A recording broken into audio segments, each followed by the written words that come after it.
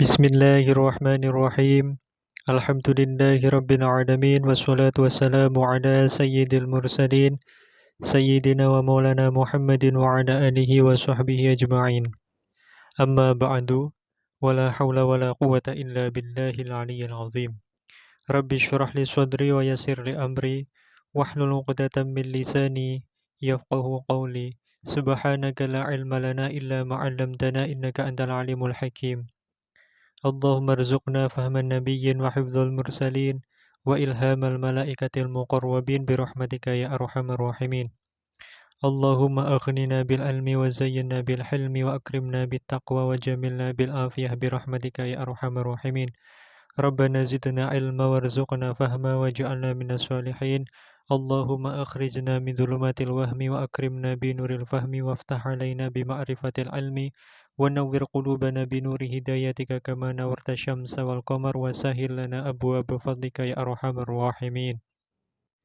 Qala al muallifu rahimahullahu ta'ala nafa'ana Allah bi ulumihi wa bi asrarihi fid dharaini amin ya rabbal alamin. Faslun utawi iki iku fasal. La yumna'u ora den cegah sapa al kafir wong kafir min sama'il qur'ani saking ngrungokake Al-Qur'an.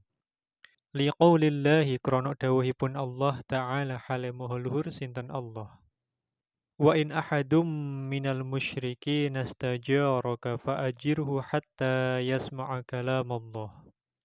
Wa in ahadun lan lamun amrih selamet sapa ahadun wong suwiji minal musyrikina saking pira-pira wong musyrik istajaraka tegese nyuwun aman utawa selamet sapa ahadun ing sira.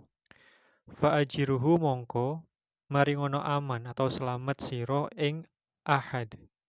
Hatta yasma'a sehingga krungu sapa ahad kalamallahi ing kalame Allah. Pada pasal ini Imam An-Nawawi rahimahullahu ta'ala menjelaskan berkaitan dengan hukum apakah orang kafir itu dilarang mendengarkan Al-Quran. Maka beliau mengatakan la yumna'ul kafiru min sama'il Qur'an.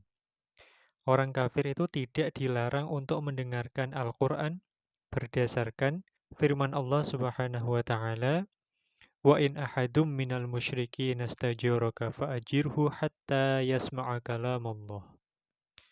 Dan jika salah seorang dari orang-orang musyrik tersebut meminta keselamatan atau perlindungan kepadamu, fa'ajirhu, maka berilah dia jaminan keamanan, jaminan keselamatan, hatta yasma'a kalam Allah, sampai dia mendengarkan kalam Allah, yakni Al-Quran.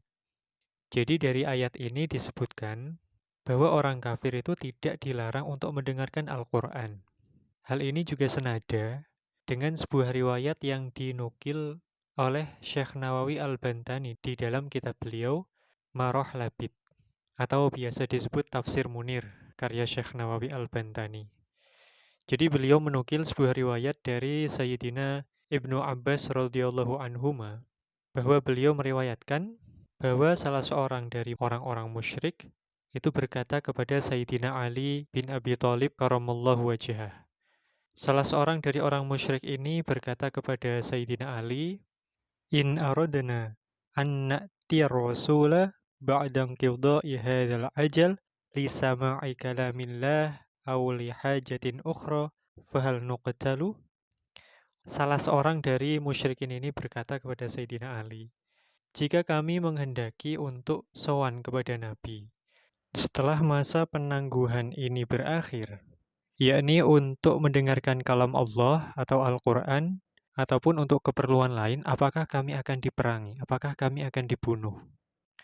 Maka Sayyidina Ali karamallahu wajhah berkata, "La, tidak. Fa innallaha ta'ala qol, karena sesungguhnya Allah Subhanahu wa taala telah berfirman, wa in ahadum minal musyrikin nastajaraka fa'ajirhu hatta yasma'a kalam Allah." Ini disebutkan oleh Syekh Nawawi Al-Bantani di dalam Maroh Labid, juz 1 halaman 438. Naam. Namun demikian, apakah boleh orang kafir itu memegang mushaf? Maka Imam Nawawi berkata, qala al-mu'allif rahimahullah ta'ala, yumna'u den cegah sapa al-kafir min masil mushafi, saking gepok mushaf. Orang kafir itu tidak boleh memegang mushaf. Kemudian muncul pertanyaan baru. Apakah terus boleh kita mengajarkan Al-Quran kepada orang kafir? Wahal ya juzu lan ono ta wenang. Apa ta'limuhu, apa mulang ing al-kafir, Al-Qur'ana ing Quran. Apakah boleh mengajarkan Al-Quran kepada orang kafir? Maka jawabnya, qala ashabuna. Qala dawuh sapa ashabuna, piro-piro ashab Syafi'i. Ing dawuh ing kana lamun ono apa kelakuan iku la yurja ora kena den arep-arep apa islamuhu islame kafir. Lam yajus mongko ora wenang apa ta'limuhu apa mulang al-kafir ing Al-Qur'an. Para ashab Syafi'i rahimahumullah taala berkata, kalau memang tidak bisa diharapkan keislamannya, lam yajus ta'limuhu, maka tidak boleh mengajarkan Al-Quran itu kepada orang kafir. Lah kalau misalnya bisa diharapkan bagaimana? Wa in rujiya lan lamun iso den arep-arep apa islamuhu islame kafir, fafihi mongko iku ing dalem iki wajhani utawi wajah loro. Maka kalau misalnya keislaman orang kafir tersebut masih bisa diharapkan dengan pengajaran kita kepada orang kafir itu, maka ada dua wajah di sini. Ada dua pendapat. Yang pertama as-sahhuhuma utawi lewih sahih wajhani iku yajuzu wenang apa ta'limuhu rojaan krono ngarep-ngarep li islamihi maring islami al-kafir. Jadi menurut pendapat yang lebih sahih dari kedua pendapat tersebut, jika masih bisa diharapkan keislamannya, maka boleh untuk mengajarkan Al-Quran kepada orang kafir. Rojaan li islamihi, dalam rangka mengharapkan keislaman orang kafir tersebut. Sedangkan menurut muqabilul asoh, menurut kol yang tsani, wasani utawi kol sing tsani, iku la yajuzu ora wenang apa ta'limuhu, ndak boleh menurut kol yang tsani.